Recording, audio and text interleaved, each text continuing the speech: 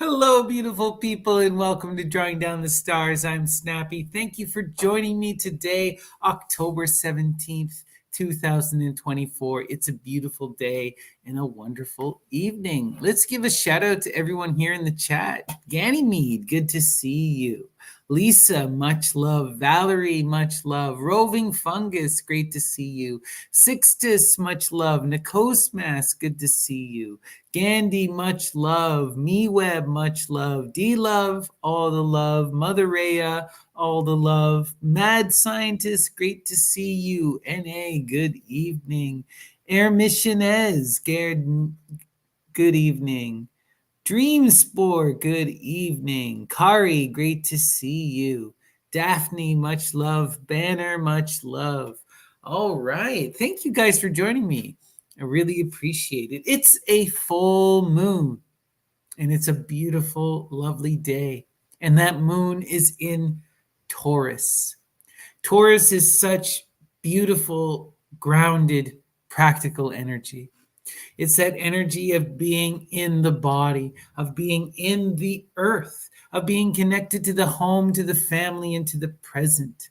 Under this full moon, now is a time when you can really engage in that domesticity, in that family obligation, in that physicality, right? It's such a powerful energy and it's an intense moment. Now's the time when you want to be building and connecting with that foundation, connecting to your core loved ones, those energies that are closest and most important to you. You want to be engaged in doing what is practical. Now is the time to clean your house. Now is the time to really be in the present and doing what needs to be done in the now. So take advantage of this energy. And with that beautiful sun in Libra, you can balance this energy out and you can use this for the purpose of growth and communication, right? With that Libra energy, you can really connect to your loved ones and your family in a really deep and intimate way, in a flowing and understanding way. Libra is earthy and watery, and Taurus is earthy. These are energies that flow so well together. And under this full moon, now is an important moment. Connect to that great mother energy, connect to that great goddess, and embody that loving carer energy. Be in that form, connect to your loved ones, be that provider, be that doer, be the one who takes care and does what is needed in the moment. All right. Let's talk for a moment about the title Shine Bright and Transform Darkness to Light. This morning, when I was meditating on the cards, I drew the sun, the most positive card in the deck. Life and beauty, generation, pleasure, art, all realized upon the earth. The middle way, enlightenment, right? Engaging in that true light connection. What this energy, though, is telling me in this moment, in this day, under this full moon, it's really about embracing that love, shining bright, being bold, being our true loving selves, and having the strength to embody that energy and to project it into the world around us. And when we can be that light, we can transform the universe, right? We have to embody that energy. We have to be the one to bring joy that has that power of belief, to believe that love will conquer all, that love can transform, right? The sun is such beautiful, profound energy, but you must believe in it. You must project it. You must connect to it. You must manifest it. And that's the energy. Shine your light. Be your true self. Be bright. Be joyous and bountiful. And I wanted to read to you guys a fun poem here. It's called As by Fire by Ella Wheeler Wilcox. Sometimes I feel so passionate a yearning for spiritual perfection here below. This vigorous frame with healthful fervor burning seems my determined foe. So actively it makes a stern resistance, so cruelly sometimes it wages war against a holy spiritual existence which I am striving for. It interrupts my soul's intense devotion. Some hope it strangles or divinest birth with a swift rush of violent emotions which link me to the earth. It is as if two mortal foes contended within my bosom in deadly strife, one for loftier aims of souls intended, one for the earthly life. And yet I know this very war within me, which brings out all my willpower and control, this very conflict at the last shall win me, the loved and longed for goal.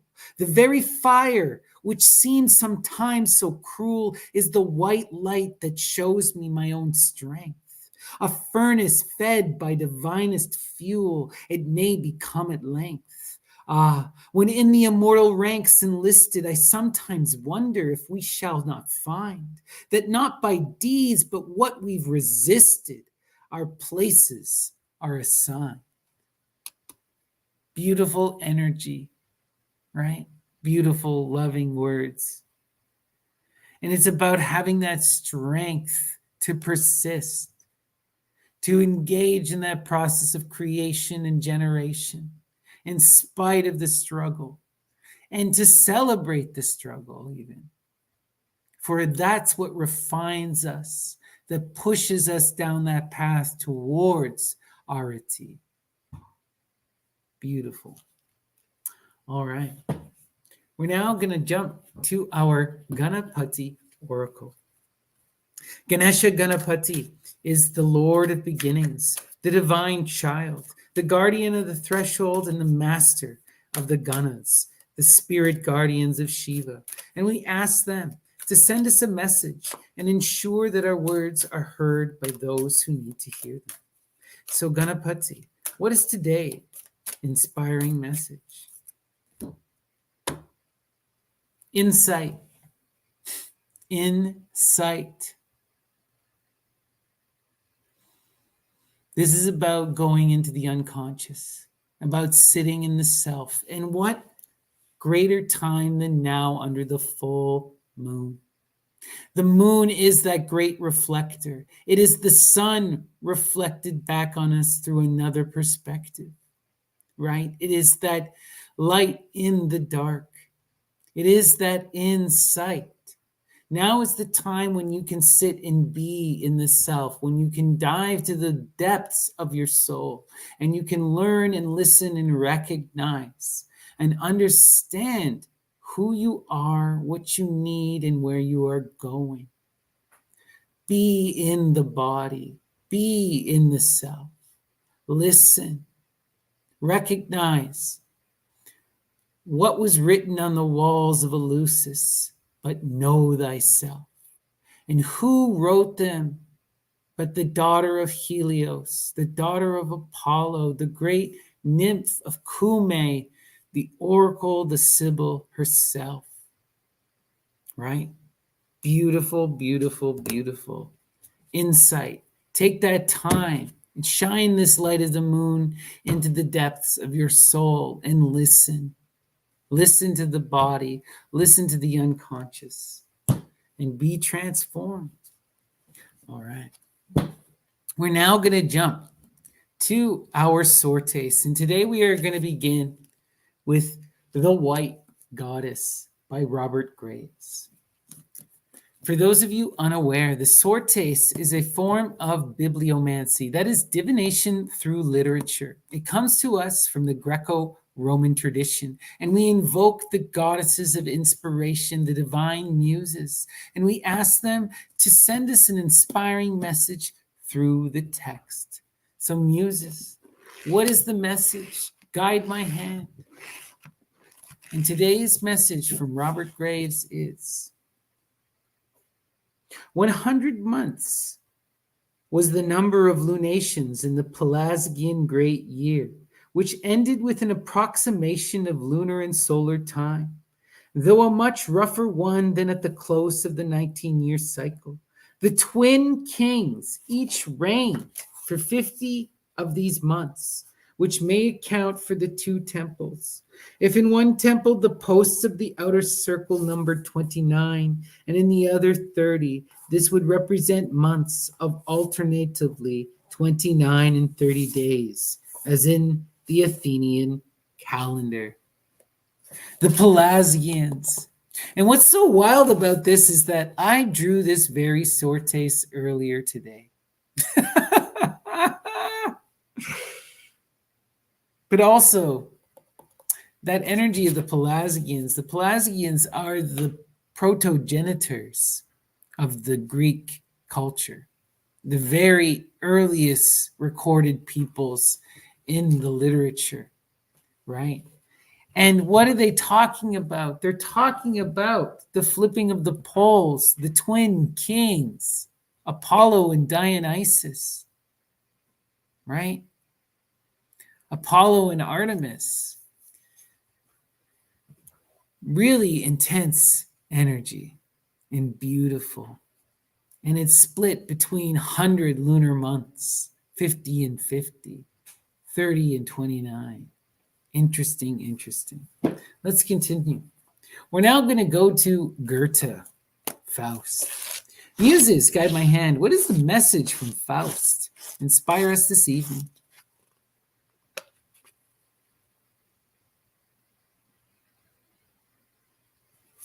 And so you knew that we had met before, and at your gate, my dove, you recognized me. And so you knew that we had met before, and at your gate, my dove, you recognized me. This is really interesting. There's a lot going on here with this imagery. And so you knew that we had met before. Recognize the cycles of reincarnation and transformation, the ongoing nature of experience. That we are all connected and all individuals still. And that we go through these grand cycles again and again, and that we all know each other and don't know each other.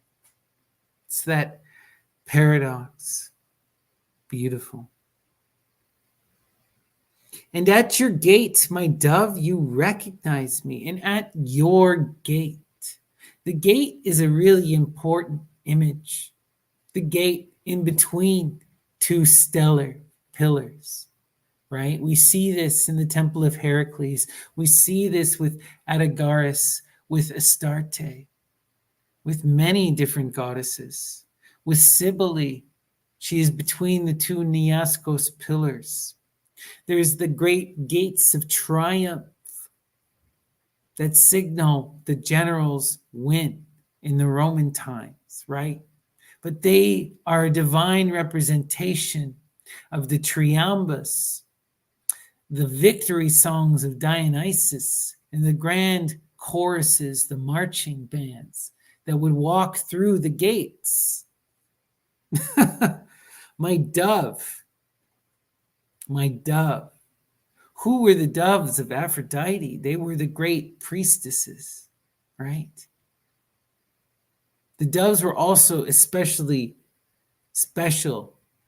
The temples of Aphrodite housed thousands of doves. They had nesting boxes built into them, right? You recognized me.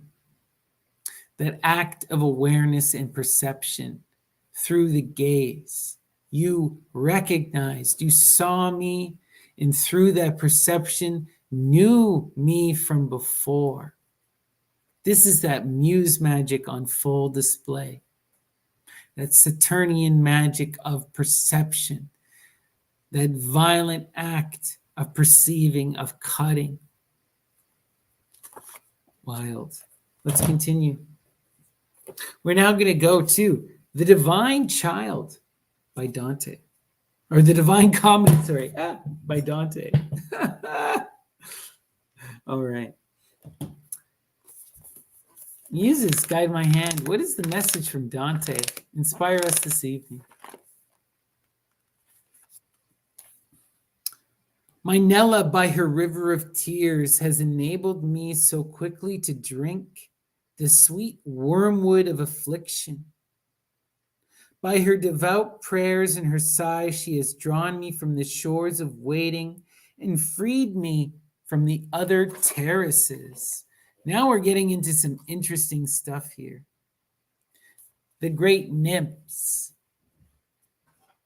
the protogenitors, you know, where who is the mother of Medea but the great nymph Idea, right? And listen, my Nella, by her river of tears, has enabled me to quickly to drink the sweet wormwood of affliction. The sweet wormwood of affliction. What is that? Wormwood. We're talking about the entheogenic rites here. Inducing infliction upon the self that can be overcome to expand one's perception and consciousness. By her devout prayers and her sighs, she has drawn me from the shores of waiting. Drawn me from the shores, right? When we are upon the shore, we are stuck. We are not in the flow. We are bound in the earth. She draws you into the river, into that great flow of Rhea, right? Drawn me from the shores of waiting and freed me from the other terraces, drawn me down and into that grandiose flow of creation. Wow, beautiful. Let's continue. All right, we're now going to go to Don Juan in Hell by Bernard Shaw. Muses, guide my hand. What is the message from Bernard Shaw?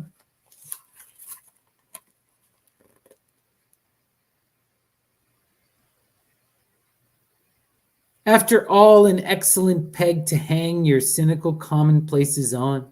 But before all, it is an attempt on man's part to make himself something more than the mere instrument of women's purpose.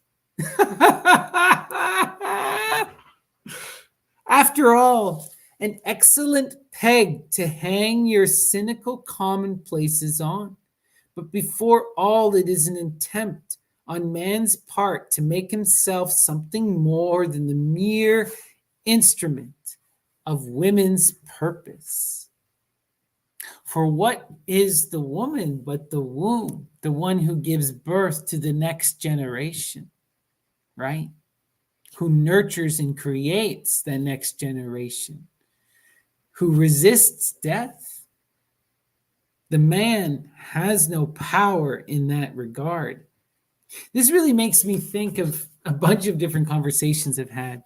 There was a really interesting conversation I had with Dr. Carla Ionescu, who is a historian of the Greek and a classicist. And we were talking about ancient Greek mythology, and the story of Dionysus came up, and how Zeus, after he makes love to Semele, he appears before her and he explodes her in his grandiose vision, right? She becomes set ablaze. And so he has to save Dionysus because he destroys her mother, right? So he takes Dionysus as a fetus, and then he cuts open his thigh and places Dionysus inside his thigh, and goes through pregnancy inside his thigh. And Dr. Carla's response to this was, oh, this is clearly just men jealous of women. And the great god Zeus has to have that procreative power, right? And I mean, if the shoe fits. No, but it's true. There is this deep jealousy there, and there's this deep inadequacy. And there's this necessary, or this belief in this necessity of control It's very dangerous, you know? We have to teach our men how to find fulfillment in their own ways, right? And not be jealous and not have to possess women. Anyway, let us continue. We're going to go to l'autrement. And not just, we all don't want to possess. Possessing, greed. Recognize greed. Possession of others and things is the greatest of sin. It binds you to the earth. It destroys your connection to the other when you reduce anything to an object, right? And everyone is capable of this. Everyone is capable of this. All right. L'autrement, Malador, and other poems. Muses, guide my hand. What is the message from l'autrement? Inspire us this evening. The three daisies did not shed a single tear. Their faces lost none of their ruddy freshness. They just stood still. Wow. Three daisies. This makes me think of the muses. There are many different forms in which the muses take. 3, 6, 9, 12. That expansive outpouring and growth. But in many of the most primal versions, we have the three. Hecate of the three roads. Who is that master of muses? The companion with Apollo. Three daisies, three flowers, right? Did not shed a single tear. Their faces lost none of their ruddy freshness. This to me is that virginal power, to lose none of one's freshness, to maintain that eternal youth and vibrancy and strength. That is what is meant by that virginity in the classical sense, that eternal youth and strength, right? They just stood still. They stood still, unchanging, in a universe defined by nothing but change. Wow. Beautiful. All right. We're now going to do Women Who Run with Wolves. Myths and Stories of the Wild Woman Archetype by Clarissa Pinkola Estes. Muses, guide my hand. What is the message from Christina Pinkola Estes? Inspire us this evening. Here and again is the sacrifice, a double rubedo, blood sacrifice, in fact. First, there is the sacrifice of the deer, the animal sacred to the ancient wild woman bloodline. An ancient right to kill a deer out of cycle was to violate the old wild mother. The killing of creatures is dangerous work, for various kind and helpful entities travel in the guise of animals. Killing one out of cycle was thought to endanger the delicate balances of nature and to cause retribution of mythic proportions. To just explain this and to put it into full display, right? We have an example in the mythology of a deer killed when killing was forbidden and the outcome that happens.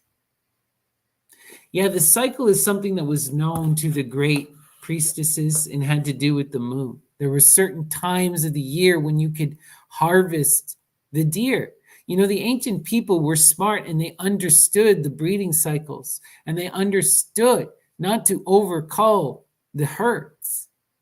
It's a very practical but also powerful, magical thing.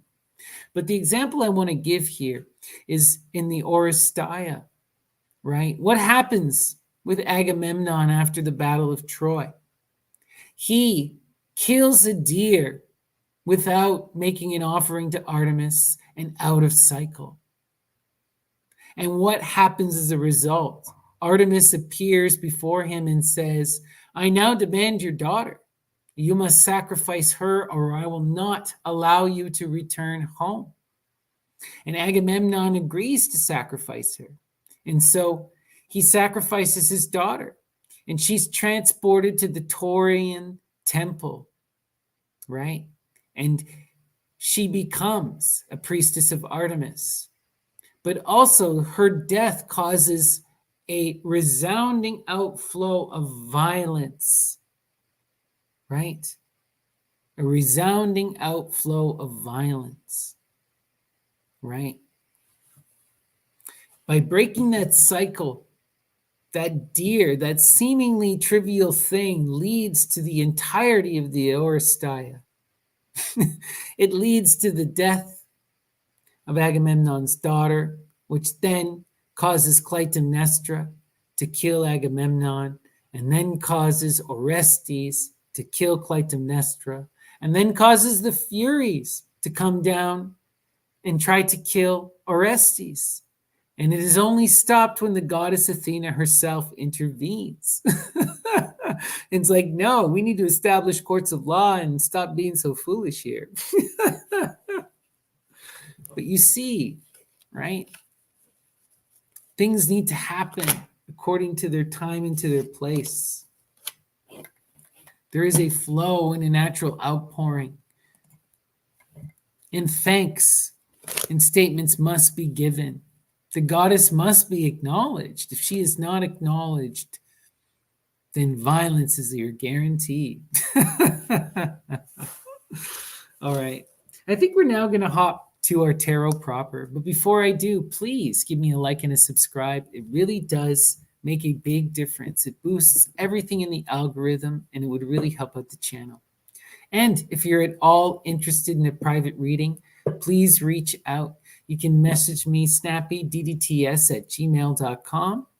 I'm currently on vacation, but I will be getting to every email as soon as I can, and we will organize times when I can meet up with you all. And I really do appreciate and love all the support. So thank you.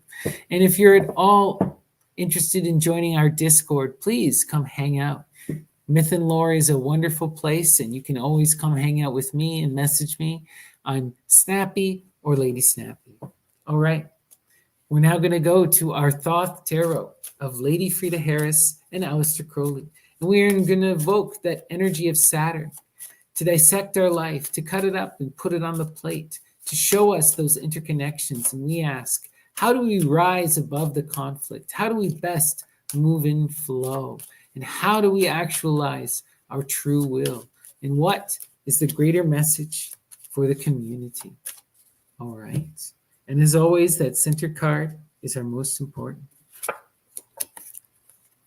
Prince of Swords energy. Prince of Swords. Interesting. The Prince of Swords is that energy of the young, reckless youth. The one who is in that pursuit of knowledge, but also that one that believes that they have deep knowledge and is now going out in the world to both challenge and to gain knowledge, right? That eternal combatant. Intense energy, beautiful energy, but reckless energy. There's a lot to be gained from this prince. If that prince can channel this energy in the right way, if they can learn to expand their perspective, and if they can mature themselves, they can become that great Knight of Swords, the defender, right? The protector of reason. But there is a lot of challenge here. They need to be able to overcome the pettiness of the fray. You know, the Prince of Swords is that energy of that one who goes in and just challenges, who thinks they know better. Intense energy. Let's see where it's going.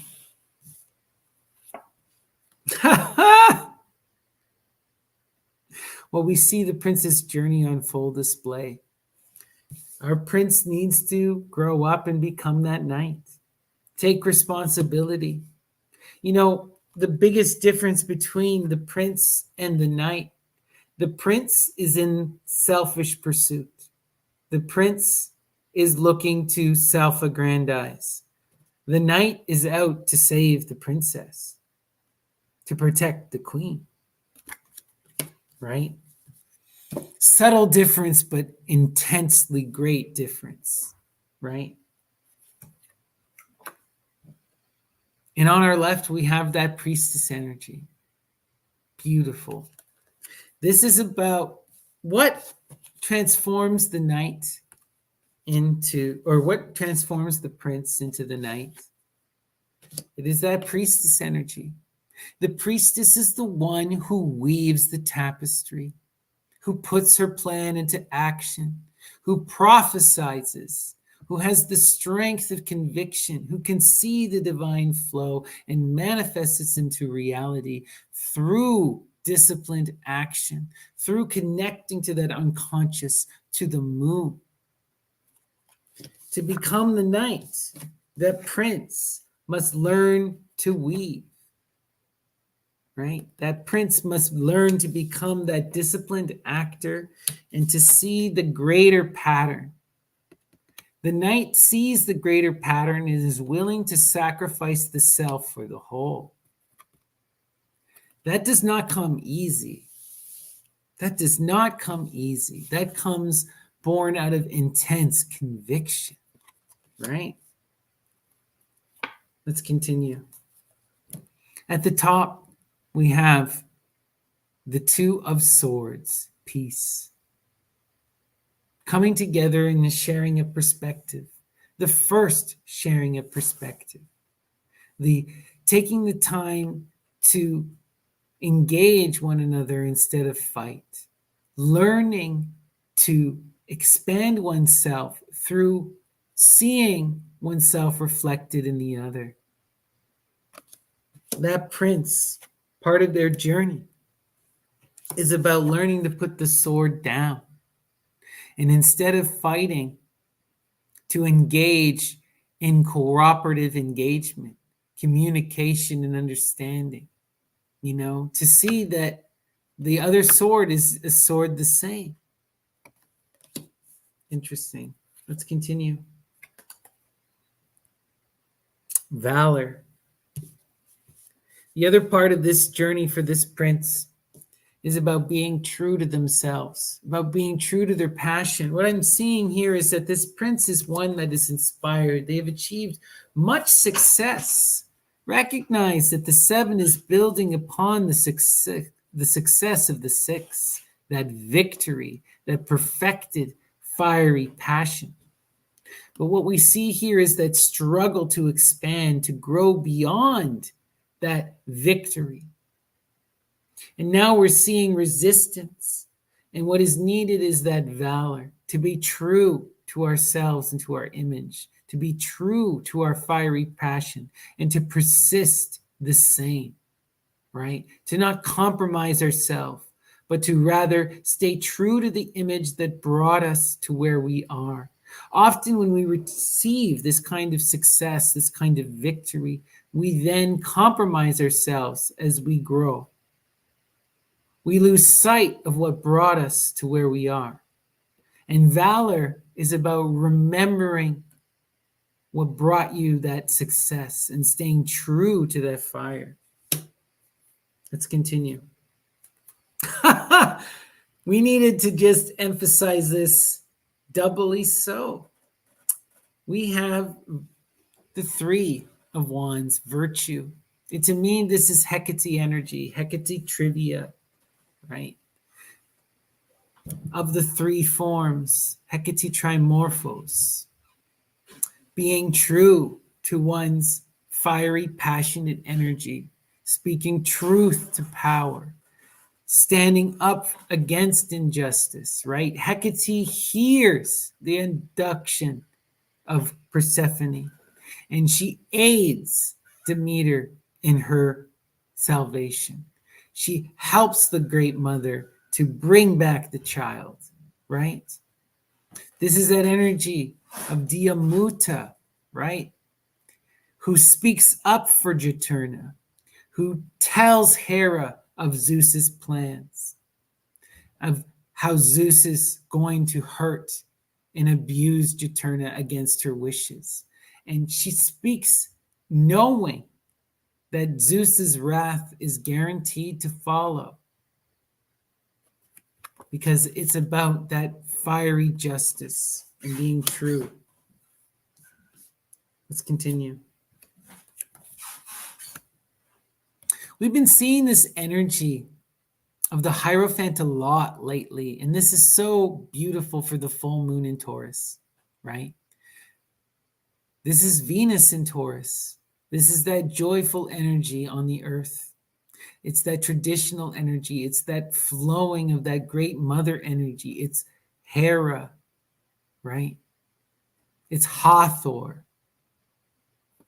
A beautiful, beautiful energy. And when I see this, it's about following the traditional way, about recognizing your place in the unfolding of creation, and about engaging in pacts and bonds, right? Of coming together in connection. The Prince of Swords needs to take that responsibility, needs to engage with that great mother energy in practical flow. Let's see where this is going. Wow. Connected to that Hierophant, we have science, the six, the perfected balance in the swords, pure reason achieved, where we can now see the three-dimensional cube, right? Because we've taken in enough perspectives, enough understanding that reality is beginning to take shape. We are no longer limited in our perception. This is profound energy. And what we're recognizing is that reason brings you into flow with this great Taurian energy, right? There is purpose here. There is long-term, generational purpose, lifetime purpose. Wow, where's this going? We see the Six of Wands, victory. We have the Six of Science in the Swords, pure reason. And now we have the Six in Wands, victory. And it is connected to that great mother energy, Hera, Hathor, right? That flow, Cybele, Rhea. This is so beautiful. This is about committing, about engaging in that long-term generation, about being in that partnership with that great mother energy, embodied in the earth, giving over oneself to love and to that Gaia. Wow, beautiful. All right, I'm going to flip my camera.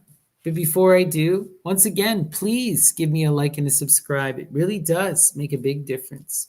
And leave a comment or a like or anything. I really do love seeing them, and I always read them. So thank you so much. And if you're at all interested in a private reading, reach out, snappytdts@gmail.com, or find me on the Myth and Lore Discord. All right, let's start here. When we can embody this night energy, when we can take responsibility and be that defender, that's when that pure reason will follow. And that's when we can build upon that success. And we can continue to be in that expansive, fiery power, right? There's long-term flow, long-term expansive energy here. But before we can do this, we have to do the middle. This prince needs to commit. This prince needs to be in that energy of the night, right? Seeing the greater picture and being willing to sacrifice oneself for the greater picture, because they understand that life is about the generations and that this life is but a moment and there will be many more. You know, this is someone who truly takes responsibility and has true understanding. And to gain that, the knight must swear fealty, That prince must wear fealty, must engage that great mother energy, and must expand their perspective through peaceful engagement and understanding, being in harmony. Even more so, right? It's about embodying that priestess energy, seeing the flow, recognizing the synchronicities, recognizing the patterns, right? This energy is all about that, about the patterns in the earth, the long term flow, about understanding. The priestess is the agent of this energy, right? It's about recognizing one's purpose and going into it and committing to it fully, embracing the victory and being true to one's fiery passion, to one's love, having that strength to persist. That's so beautiful. Wow. Yeah. That Prince of Swords, victory and valor, 6 and 7. Expansive growth is the reality here. It's just about taking responsibility, committing to that long-term goals, to that great flow of engaging with that mother energy, of being the agent of the mother, right? Wow. And then our last cross here, right? Being true to one's self and one's fiery passion. That leads to that reason. The main energy that I'm seeing here is just about really committing. The only difference between the prince and the knight, largely, is that the knight is not selfish. The knight has given up that gain. They are committed instead to her gain, to something far greater than themselves. And they see it and they embody it and they love it. And they couldn't imagine being that prince anymore. And we can see the night. The night is on the horizon. We just need to be in that priestess energy of weaving, of seeing the patterns, of seeing that energy of Hera unfolding before us. And then you can manifest that outgoing nature of the night. Then that reason will come. Oh, wow. Beautiful energy, everyone. That's the message, It's about connecting to that role, about taking responsibility, about committing to that flow, about being this spiritual person, about being in that flow. The priestess understands her role. She weaves the tapestry. She sees the future. She sees the synchronicities and the patterns before her. So does the prince here. And it's about following through. And if you can follow through with the pattern rather than resist and try to assert your own selfish desires, then you will become that knight. You will manifest reason, and success is your reward. Valor is your reward. Beautiful, beautiful, beautiful energy. All right, everyone. That's our reading. I hope it resonated with you. It certainly resonated with me. All right, we're going to do one final sortes and we'll call it an evening. We're going to go to Aldous Huxley, Brave New World. All right, Muse, what is the message from Huxley? What are the final words to leave our audience with this evening? That made them change their tune, all right. What's the point of truth or beauty or knowledge when the anthrax bombs are popping all around you? Oh, gosh. Oof. That made them change their tune, all right. Sometimes we need to be slapped upside the head. Personally, I hope we can see things before it gets that dark. All right, everyone. Peace and love. Thank you so much for joining me. And I hope I see you again tomorrow for more live tarot and sortes. Take care.